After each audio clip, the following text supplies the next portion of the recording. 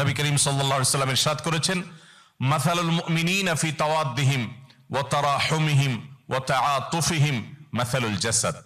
অর্থাৎ গোটা পৃথিবীর সমস্ত ঈমানদারদের পরস্পর পরস্পরের মধ্যে দৃষ্টান্ত হলো একে অন্যের প্রতি মায়া, মমতা, সহমর্মিতা, আন্তরিকতা, দয়া, অনুগ্রহ করা। এগুলোর ক্ষেত্রে গোটা বিশ্বের সমস্ত মুসলমানরা একটা দেহের মতো, একটা শরীরের মতো। ইদাশতাকা মিনহু উযওয়ুন তাদাআ লাহু সাইরুল জাসাদি বিল সাহরি ওয়াল হুম্মা।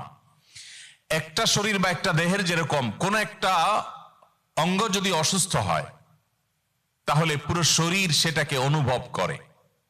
কারোর যদি পায়ে আঘাতপ্রাপ্ত হন পুরো শরীর জ্বর হয়ে যায়, পুরো শরীরে জ্বর এসে যায়। কারোর যদি হাত ভেঙে যায় গোটা শরীর কষ্ট অনুভব করে। যদি কারোর শরীরে কোনো অসুস্থতা দেখা দেয় সে অসুস্থতার কারণে শুধুমাত্র সেই অঙ্গ নির্ঘুম থাকে না, পুরো শরীর নির্ঘুম থেকে যায়। নবী করিম সাল্লাল্লাহু আলাইহি সাল্লামের এই ঐতিহাসিক হাদিস আমাদেরকে বিশাল বড় একটা দায়িত্ববোধের কথা স্মরণ করিয়ে দেয়। আর সেটি হলো গোটা পৃথিবীর যে কোনো প্রান্তে কোনো মুসলিম কষ্টে নিপতিত হবে সে কষ্ট আমার মধ্যে অনুভব হতে হবে। পৃথিবীর যে কোনো প্রান্তে মুসলিম যখন ভালো কোনো অ্যাচিভ করবে, অর্জন করবে, সেটাকে আমার খুশির কারণ হিসাবে ধারণ করতে হবে।